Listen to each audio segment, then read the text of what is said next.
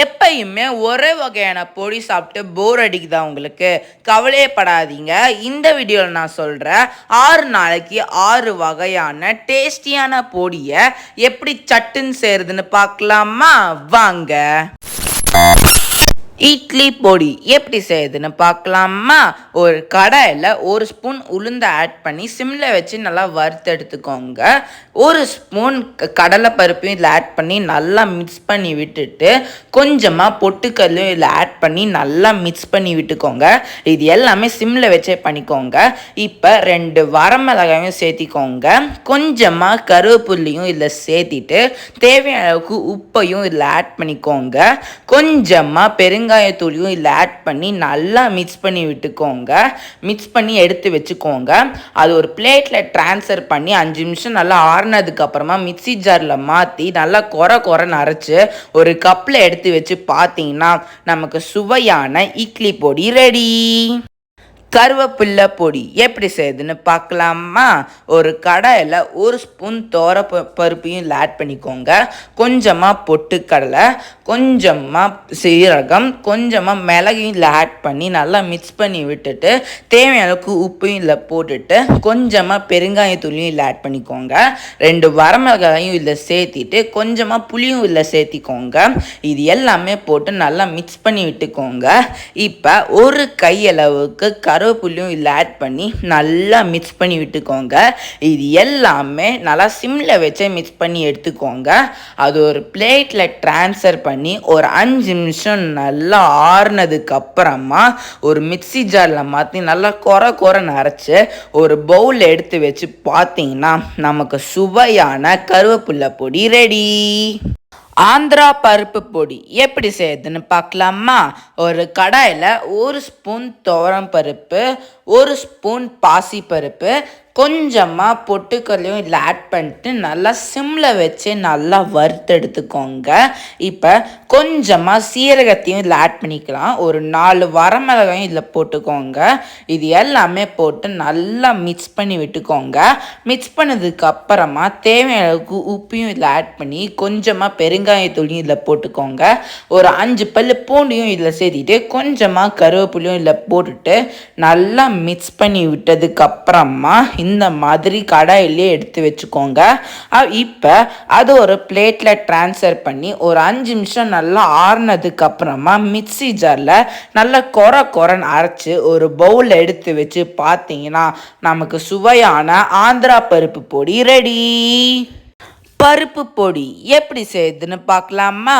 ஒரு கடாயில் 1 ஸ்பூன் துவரம் பருப்பு, 1 ஸ்பூன் பாசிப்பருப்பு, 1 ஸ்பூன் கடலைப்பருப்பு, கொஞ்சமாக பொட்டுக்கல்லையும் இதில் ஆட் பண்ணி நல்லா சிம்மில் வச்சு நல்லா வறுத்து எடுத்துக்கோங்க.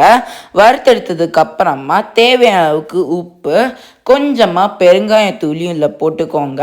கொஞ்சமாக சீரகத்தையும் இதில் ஆட் பண்ணிட்டு நல்லா மிக்ஸ் பண்ணி விட்டுட்டு கொஞ்சமாக கருவேப்பிலையும் இதில் சேர்த்திக்கலாம். இப்போ நல்லா சிம்மில் வச்சு நான் சொன்ன மாதிரி நல்லா மிக்ஸ் பண்ணி விட்டுட்டு ஒரு 3 பல் பூண்டியும் இதில் சேர்த்திட்டு நல்லா மிக்ஸ் பண்ணி எடுத்துக்கோங்க. இந்த மாதிரி கன்சிஸ்டன்சி வர வரைக்கும் கடைசியாக ஒரு வரமிளகாய் இதில் போட்டுட்டு நல்லா மிக்ஸ் பண்ணி விட்டுட்டு ஒரு பிளேட்டில் ஒரு 5 நிமிஷம் நல்லா ஆறுனதுக்கப்புறமா அதை மிக்ஸி ஜாரில் மாற்றி நல்லா கொரன்னு அரைச்சி ஒரு பவுலில் எடுத்து வச்சு பார்த்தீங்கன்னா நமக்கு சுவையான பருப்பு பொடி ரெடி. பூண்டு பொடி எப்படி செய்யுதுன்னு பார்க்கலாமா? ஒரு கடாயில் 1 ஸ்பூன் உளுந்தையும் இதில் ஆட் பண்ணிக்கோங்க. 2 வரமிளகாயும் இதில் சேர்த்திக்கோங்க. கொஞ்சமாக கருவேப்பிலையும் இதில் போட்டுட்டு தேவையான அளவுக்கு உப்பையும் இதில் ஆட் பண்ணிக்கோங்க. கொஞ்சமாக பெருங்காயம் தூளையும் இதில் ஆட் பண்ணி நல்லா மிக்ஸ் பண்ணி விட்டுட்டு நல்லா துருவின தேங்காயும் இதில் போட்டுட்டு நல்லா மிக்ஸ் பண்ணி விட்டுக்கோங்க. இப்போ ஒரு 10 பல் பூண்டையும் இதில் உரிச்சு வைக்காமல் அதில் சேர்த்திக்கோங்க. இது எல்லாமே போட்டு நல்லா மிக்ஸ் பண்ணி எடுத்து வச்சுக்கோங்க. அது ஒரு பிளேட்டில் எடுத்து வச்சு ஒரு 5 நிமிஷம் நல்லா ஆறுனதுக்கப்புறமா ஒரு மிக்ஸி ஜாரில் மாற்றி நல்லா கொரன்னு அரைச்சி ஒரு பவுல் எடுத்து வச்சு பார்த்தீங்கன்னா நமக்கு சுவையான பூண்டு பொடி ரெடி. புளியோதரை பொடி எப்படி செய்யுதுன்னு பார்க்கலாமா? ஒரு கடாயில் ஒரு ஸ்பூன் உளுந்தையும் இதில் சேர்த்திக்கோங்க. கொஞ்சமாக கடலைப்பருப்பையும் இதில் சேர்த்திட்டு கொஞ்சமாக வெந்தயம் இதில் மிக்ஸ் பண்ணி விட்டுக்கோங்க. இது எல்லாமே போட்டு கொஞ்சமாக மிளகையும் இதில் சேர்த்திட்டு கொஞ்சமாக சீரகத்தையும் இதில் ஆட் பண்ணிக்கோங்க. இது எல்லாமே ஆட் பண்ணி முடித்ததுக்கப்புறமா தேவையான உப்பையும் இதில் சேர்த்திட்டு கொஞ்சமாக பெருங்காயத்தூளையும் இதில் ஆட் பண்ணிக்கோங்க. கொஞ்சமாக முழு மல்லித்தூளையும் இதில் சேர்த்திட்டு நல்லா மிக்ஸ் பண்ணி விட்டுக்கோங்க சிம்மில் வச்சு. இப்போ கொஞ்சமாக வரமிளகாயும் இதில் சேர்த்திக்கோங்க. கொஞ்சமாக கருவேப்பிலையும் இதில் சேர்த்திட்டு நல்லா மிக்ஸ் பண்ணி விட்டுக்கோங்க. அதை ஒரு பிளேட்டில் ட்ரான்ஸ்ஃபர் பண்ணி ஒரு 5 நிமிஷம் நல்லா ஆறுனதுக்கப்புறமா ஒரு மிக்ஸி ஜாரில் மாற்றி நல்லா கொரன்னு அரைச்சி ஒரு பவுலில் எடுத்து வச்சு பார்த்தீங்கன்னா நமக்கு சுவையான புளியோதரை பொடி ரெடி. இப்போ சுவையான கருவேப்பிலை பொடி ரெடி ஆயிடுச்சு. இப்போ வாங்க டேஸ்ட் பண்ணி பார்க்கலாம் எப்படி இருக்குன்னு.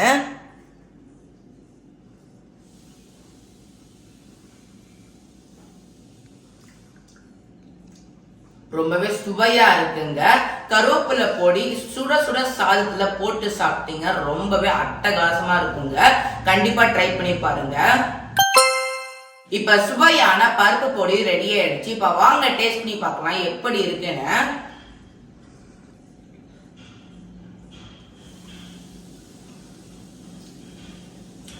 ரொம்பவே சுவையா இருக்குங்க. பருப்பு பொடி சுட சுட சாப்பாடுல நெய் ஊட்டி சாப்பிட்டு பார்த்தீங்கன்னா ரொம்பவே சுவையா இருக்குங்க. யாருக்கு தான் பருப்பு பொடி பிடிக்காது? நான் சொன்ன மெத்தட்ல ட்ரை பண்ணி பார்த்தீங்கன்னா ஒரு வித்தியாசமான டேஸ்ட் இருக்கும். கண்டிப்பா ட்ரை பண்ணி பாருங்க. இப்ப சுவையான ஆந்திரா பருப்பு பொடி ரெடி ஆயிடுச்சு. இப்ப வாங்க டேஸ்ட் பண்ணி பார்க்கலாம் எப்படி இருக்குன்னு.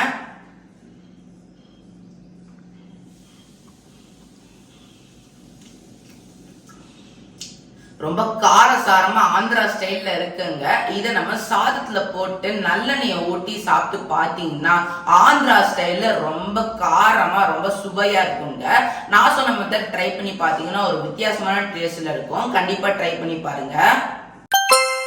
இப்ப சுவையான பூண்டு பொடி ரெடி ஆயிடுச்சு. இப்ப வாங்க டேஸ்ட் பண்ணி பார்க்கலாம் எப்படி இருக்குன்னு.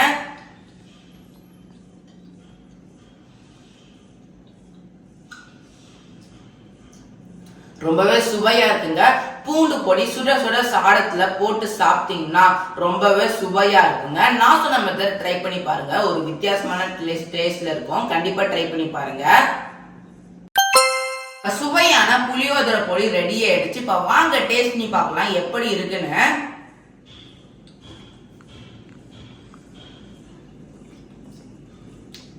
ரொம்பவே சுவையா இருக்குங்க. இதை நம்ம சுட சுட சாப்பாடுல நெய்யை ஊத்தி கடலக்காய் அப்படியே தூவி விட்டு சாப்பிட்டு பார்த்தீங்கன்னா ரொம்பவே சுவையா இருக்குங்க.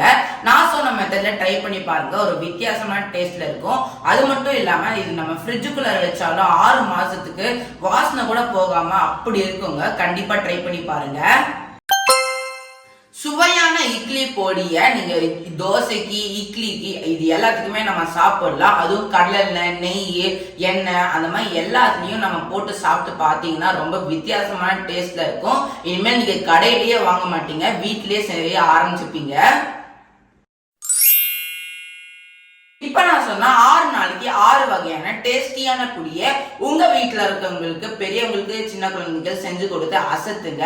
இனிமேல் பொடியை நீங்க கடையிலேயே வாங்க மாட்டீங்க, வீட்லயே சட்டன் செஞ்சிருவீங்க. இதே மாதிரி இன்னொரு இன்ட்ரெஸ்டிங்கான வீடியோல உங்க எல்லாத்தையும் பாக்குறேன். அது வரைக்கும் பாய்.